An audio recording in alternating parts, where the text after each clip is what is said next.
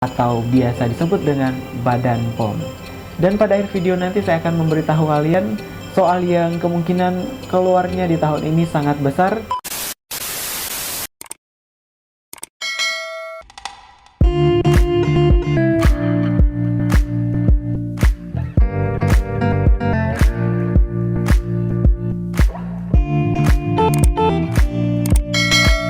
Assalamualaikum warahmatullahi wabarakatuh dan selamat datang kembali di channel YouTube saya, Agus Winarto Yusuf.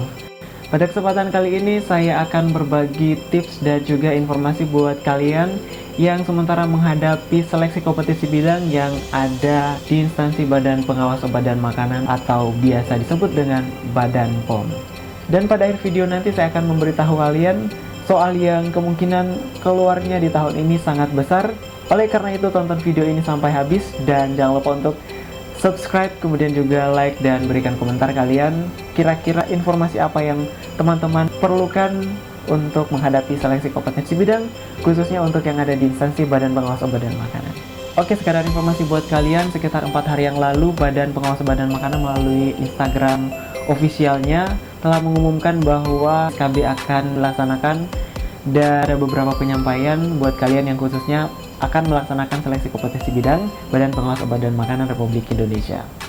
Sehubungan dengan pandemi COVID-19 yang masih berlangsung di Indonesia, Panitia Seleksi CPNS belum dapat mengumumkan jadwal pelaksanaan SKB. Dan sebagai langkah pelaksanaan awal SKB, Panitia akan melakukan pendataan peserta SKB CPNS Badan Pengawas Obat dan Makanan tahun 2019 sebagai bahan pertimbangan mekanisme pelaksanaan SKB di Badan Pengawas Obat dan Makanan di kondisi new normal atau kenormalan baru.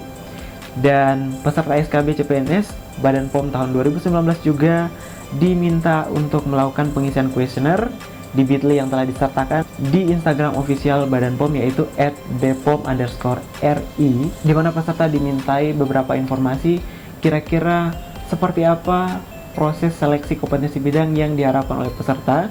Dan hasil pengisian kuesioner tersebut akan menjadi bahan pertimbangan pelaksanaan SKB di Badan Pengawasan Obat dan Makanan. Dan itu mungkin menjadi informasi awal yang mengawali video pada kesempatan kali ini. Dan kita langsung aja ke pembahasan SKB di Badan Pengawas Obat dan Makanan, khususnya untuk Jabatan Pengawas Farmasi dan Makanan atau PFM. Oke, namun sebelum kita lanjut ke pembahasannya, teman-teman perlu ketahui dulu Badan Pengawas Obat dan Makanan itu apa. Kemudian juga teman-teman perlu ketahui visi dan misi Badan Pengawas Obat dan Makanan itu seperti apa, arah kebijakan serta ruang lingkup pengawasan atau lingkup pekerjaan Badan Pengawas Obat dan Makanan itu seperti apa. Nah, teman-teman bisa mengakses atau memperoleh atau langsung aja googling Peraturan Presiden Nomor 80 Tahun 2017 tentang Badan Pengawas Obat dan Makanan. Nah, di situ dijelaskan apa pengertian Badan Pengawas Obat dan Makanan, kemudian ruang lingkup kerja atau pengawasan Badan Pengawas Obat dan Makanan itu seperti apa, dan juga di situ dijelaskan bahwa Badan Pengawas Obat dan Makanan itu bertanggung jawab kepada siapa, melalui menteri apa, dan sebagainya. Nah, informasi-informasi dasar seperti itu sangat membantu buat teman-teman untuk menyelesaikan soal SKB, karena di soal SKB nanti tentunya ada beberapa pertanyaan yang bakalan keluar terkait dengan organisasi atau tata kerja di Badan Pengawas Obat dan Makanan. Di Peraturan Presiden atau Perpres Nomor 80 Tahun 2017 itu juga dijelaskan obat dan makanan itu pengertiannya apa, kemudian dibagi menjadi apa aja. Jadi di sini mungkin sekalian saya berikan informasi buat teman-teman semua bahwa obat dan makanan itu bukan hanya obat dan makanan, tapi masih banyak komoditi-komoditi lain yang termasuk dalam kategori obat dan makanan. Nah, di sini saya akan membacakan pengertiannya yang lebih lengkap yang saya peroleh di Peraturan Presiden Nomor 80 Tahun 2017 tersebut. Di sini dijelaskan pada pasal 2 ayat 2, obat dan makanan terdiri atas obat, kemudian bahan obat, narkotika, psikotropika, kemudian prekursor, zat adiktif, obat tradisional, suplemen kesehatan, kosmetik, dan pangan olahan. Nah, itulah komoditi-komoditi yang perlu teman-teman ketahui, bahwa obat dan makanan itu bukan hanya obat dan makanan toh, tapi ada beberapa komoditi juga yang termasuk dalam kategori obat dan makanan. Oke, lanjut ke materi yang biasa keluar di SKB, yaitu tentang pengawasan atau kegiatan apa yang dilaksanakan oleh Badan POM khususnya untuk mewujudkan visi dan misi dari Badan POM itu sendiri. Nah, untuk teman-teman yang mungkin pengen menggali informasi lebih dalam, teman-teman bisa akses atau googling aja Peraturan Badan Pengawas Obat dan Makanan nomor 29 tahun 2019 tentang organisasi dan tata kerja unit pelaksana teknis di lingkungan Badan Pengawas Obat Makanan. Nah, di situ dijelaskan bahwa di Badan POM itu ada beberapa fungsi yang dilaksanakan untuk mencapai visi dan misi Badan POM. Selanjutnya kita masuk ke pembahasan ruang lingkup pengawasan obat dan makanan. Nah, ini materi yang juga sangat membantu nanti buat teman-teman semua dalam menjawab pertanyaan yang bakalan keluar di SKB nanti, di mana Badan POM itu memiliki ruang lingkup pengawasan, di mana ruang lingkup ini berkaitan dengan fungsi-fungsi atau tugas yang telah saya jelaskan tadi di awal, di mana ada dua ruang lingkup pengawasan Badan Pengawas Obat dan Makanan, yaitu pre-market dan juga post-market. Pengawasan pre-market ini adalah pengawasan yang dilakukan oleh Badan Pengawas Obat dan Makanan sebelum obat dan makanan beredar di pasaran. Nah, misalnya proses registrasi. Nah, di sini ada beberapa standar-standar yang dikeluarkan oleh Badan Pengawas Obat dan Makanan terkait dengan produk atau komoditi yang didaftarkan melalui Badan Pengawas Obat dan Makanan. Misalnya standar untuk pendaftaran produk makanan seperti apa. Kemudian juga prosedur atau syarat-syarat yang diperlukan untuk pendaftaran produk kosmetik, produk obat atau obat tradisional serta suplemen kesehatan dan sebagainya. Nah, ini perlu diketahui oleh teman-teman semua. Nah, kemudian untuk yang kedua yaitu pengawasan post market itu sendiri, teman-teman perlu pelajari pengawasan yang ada di sarana-sarana distribusi, kemudian juga pengawasan-pengawasan yang ada di iklan, promosi, dan sebagainya ketika produk sudah beredar di pasaran. Nah, untuk selanjutnya, materi yang teman-teman perlu ketahui atau mungkin informasi yang perlu teman-teman gali terkait Badan Pengawas Obat dan Makanan adalah sistem informasi dan teknologi yang ada di Badan Pengawas Obat dan Makanan. Nah, buat teman-teman mungkin agak bingung sistem dan teknologi seperti apa. Nah, di sini mungkin teman-teman bisa cari atau googling atau search di sumber manapun, atau mungkin teman-teman bisa langsung aja kunjungi situs Badan POM. Di situ nanti teman-teman bisa search kira-kira aplikasi apa yang ada di Badan Pengawas Obat dan Makanan yang menunjang fungsi pengawasan obat dan makanan di lapangan. Nah, di sini contohnya ada beberapa aplikasi yang mungkin teman-teman perlu familiar. Yang pertama itu ada Cek BPOM. Nah, itu aplikasi yang telah dikembangkan Badan POM untuk mengecek kira-kira obat atau makanan yang beredar itu apakah izin edarnya sudah terdaftar di Badan POM, kemudian juga apakah masih berlaku dan sebagainya. Nah, di situ di Cek BPOM bisa kita ketahui. Kemudian juga ada aplikasi yang baru-baru aja dirilis oleh Badan POM yaitu BPOM Mobile, di mana BPOM Mobile ini dilengkapi dengan fasilitas 2D barcode. Nah, di 2D barcode itu sendiri ada fasilitas yang sangat membantu untuk pengawasan di lapangan. Nah, setelah teman-teman mengetahui lingkup kerja atau lingkup pengawasan Badan Obat dan Makanan seperti apa, teman-teman perlu ketahui juga tentang fungsi yang ada di Badan Pengawas Obat dan Makanan. Dan fungsi ini nanti sangat berkaitan dengan formasi atau jabatan yang teman-teman lamar, khususnya untuk PFM, mana nanti teman-teman ketika melamar menjadi PFM itu nanti akan ditempatkan di fungsi-fungsi ini. Jadi mungkin ini adalah materi yang sangat perlu teman-teman ketahui dan dalami sebelum teman-teman mengikuti seleksi kompetensi bidang. Fungsi tersebut yang pertama adalah pemeriksaan. Nah, untuk fungsi pemeriksaan, teman-teman perlu pelajari tentang pengawasan yang ada di lapangan. Misalnya mulai dari hulu ke hilir. Misalnya teman-teman nanti pelajari tentang cara produksi yang baik. Misalnya untuk obat, cara produksi obat yang baik atau CPOB. Kemudian untuk pangan, cara produksi pangan olahan yang baik, CPPOB. Dan juga ada kosmetik, cara produksi kosmetik yang baik atau CPKB. Dan juga untuk obat tradisional, cara produksi obat tradisional yang baik atau biasa disingkat CPOTB. Nah, untuk materi ini teman-teman perlu ketahui tentang prinsip-prinsip atau aspek-aspek apa nanti yang diperlukan dalam proses produksi yang baik itu sendiri. Nah, tiap komoditi tentunya beda, jadi teman-teman harus rajin belajar, kemudian harus mampu mengidentifikasi kira-kira aspek untuk pangan seperti apa, aspek untuk obat tradisional seperti apa, untuk kosmetik seperti apa, dan seterusnya. Selain sarana produksi, teman-teman juga harus memperkaya materi tentang pengawasan yang ada di sarana-sarana distribusi dan pelayanan kefarmasian. Misalnya, cara distribusi obat yang baik. Nah, di situ ada juga aspek-aspek yang teman-teman perlu pelajari. Jadi mungkin teman-teman perlu banyak lagi membaca kira-kira seperti apa aspek cara distribusi obat yang baik atau CDOB. Dan juga untuk di pangan itu ada cara retail pangan yang baik. Untuk di sarana tradisional, sarana modern juga seperti apa. Nah, di situ teman-teman perlu pelajari seperti apa. Oh iya, untuk sedikit tambahan di pengawasan ini teman-teman juga nanti perlu pelajari terkait dengan pengawasan iklan dan juga label yang dilaksanakan oleh Badan POM. Nah, sebenarnya buat materi ini sangat banyak, teman-teman bisa akses aja dan juga mungkin teman-teman bisa langsung aja cari peraturan, karena di peraturan-peraturan yang diterbitkan oleh Badan Pengawas Obat dan Makanan itu sangat jelas dan sangat lengkap terkait cara-cara pengawasan yang ada di lapangan. Nah, itu informasi yang perlu teman-teman dalami khususnya untuk fungsi pemeriksaan. Nah, kita masuk ke fungsi komunikasi dan informasi. Nah, tentunya teman-teman di sini harus tahu kira-kira aspek komunikasi atau teknik-teknik komunikasi yang baik itu seperti apa.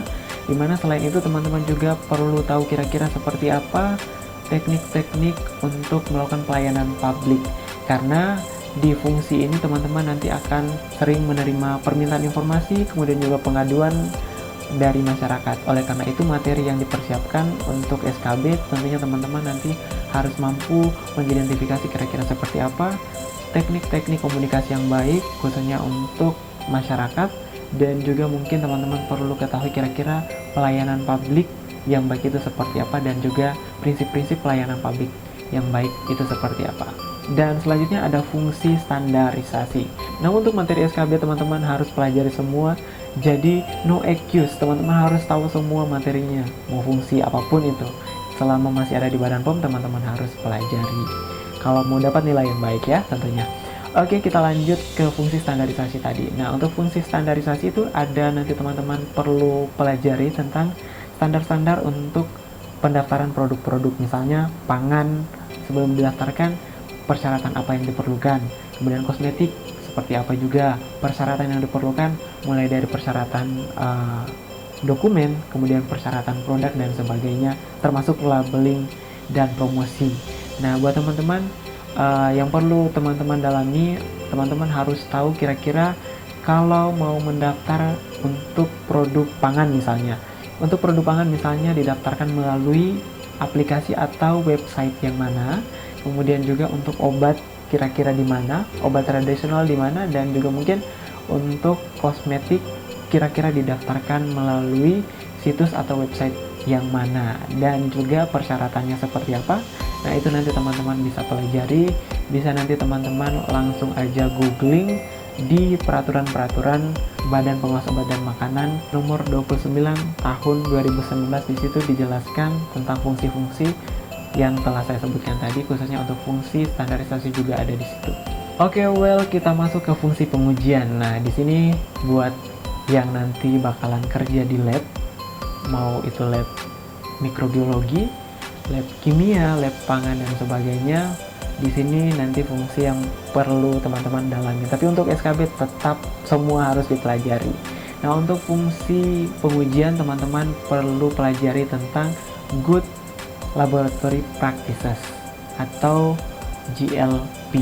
Nah, ini di sini ada beberapa yang perlu teman dalami, yaitu mungkin terkait dengan kalibrasi seperti apa, kemudian juga metode-metode pengujian, metode pengujian mikrobiologi, kemudian juga pengujian kimia misalnya untuk melakukan pengenceran. Nah, rumus standar atau rumus dasar perlu teman-teman ketahui karena biasanya itu bakalan masuk soal-soal terkait dengan rumus-rumus atau mungkin akan ada soal untuk mencari nilai pengenceran dari suatu larutan dan sebagainya atau bahan kimia dan sebagainya. Dan untuk fungsi terakhir, dan ini adalah salah satu fungsi baru yang ada di Badan Pengawas Obat dan Makanan, yaitu fungsi penindakan. Nah, di sini teman-teman bisa pelajari tentang Undang-Undang Nomor 81 Tahun 1981 tentang hukum acara pidana. Di situ dijelaskan tentang penyidikan itu seperti apa, pengertiannya seperti apa, kemudian penyelidikan itu seperti apa, karena beda antara penyidikan dan penyelidikan, dan tahapan-tahapan proses penindakan kejahatan itu seperti apa, mulai dari investigasi awal hingga nanti di persidangan. Jadi intinya apapun background pendidikanmu, mau itu hukum, biologi, kimia, teknologi pangan, ataupun farmasi, selama kamu mendaftar sebagai pengawas farmasi dan makanan ahli pertama, maka materi-materi yang tadi tentunya harus tetap kamu pelajari supaya nanti bisa mendongkrak nilai SKB atau seleksi kompetensi bidang kamu di tahun ini. Buat lebih gampangnya atau mungkin penambahan informasi ilmu juga buat kamu, mungkin teman-teman bisa nanti pelajari soal-soal uji kompetensi apoteker, dimana disitu sangat membantu karena disitu sangat banyak informasi tentang obat dan makanan, dan itu tentunya membuat kalian lebih familiar dengan soal-soal yang nantinya bakalan muncul di soal SKB. Dan saran saya untuk kalian, walaupun jurusan atau background pendidikannya bukan apoteker atau S1 kefarmasian, yang merasa sangat kesulitan atau merasa sangat struggle untuk mempelajari materi-materi SKB, jadi tetap semangat aja, positive thinking, dan juga percaya bahwa usaha yang kamu lakukan pasti akan ada hasilnya dan pasti membuahkan hasil. Oke, dan janji saya di awal tadi bahwa saya akan memberikan sedikit bocoran kisi-kisi kira-kira soal yang bakalan keluar itu apa. Jadi di sini ada soal yang kemungkinan bakalan keluar lagi, yakni soal yang sebenarnya gampang, sangat mudah, tapi biasa disepelekan dan juga biasa menjadi soal jebakan. Nah, di sini mungkin teman-teman udah sangat familiar dengan call center Badan Pengawas Obat dan Makanan atau biasa disebut Halo BPOM. Nah, nomor Halo BPOM itu teman-teman perlu hafal supaya nanti bisa membantu jangan sampai ada soal terkait itu. Kemudian juga akun sosial media seperti Instagram, Facebook, Twitter dari Badan Pengawas Obat dan Makanan juga teman-teman perlu hafal karena kemungkinan bakal keluar juga. Dan tentunya website resmi dari Badan Pengawas Obat dan Makanan harus teman-teman hafal. Misalnya ada 2 atau 3 soal yang keluar terkait dengan akun ataupun website resmi dari Badan Pengawas Obat dan Makanan, itu sudah sangat mendongkrak nilai dari SKB teman-teman semua. Perlu teman-teman ketahui bahwa di seleksi kompetensi bidang Badan Pengawas Obat dan Makanan itu ada 2 jenis. Yang pertama itu seleksi kompetensi bidang menggunakan sistem CAT seperti SKD, dan yang kedua itu ada seleksi wawancara, di mana di tahun saya pewawancaranya itu ada yang berasal dari balai tempat kamu melakukan tes, dan juga ada dari panitia pusat yang terbang ke masing-masing daerah untuk menjadi panitia seleksi, khususnya yang menjadi interviewer kalian nanti di seleksi kompetensi bidang.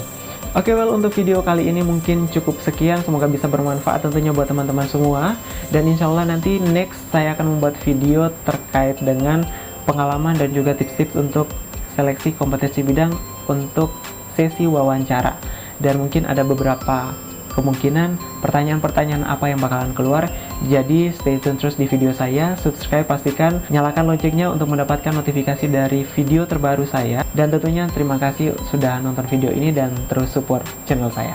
Wassalamualaikum warahmatullahi wabarakatuh dan sampai jumpa.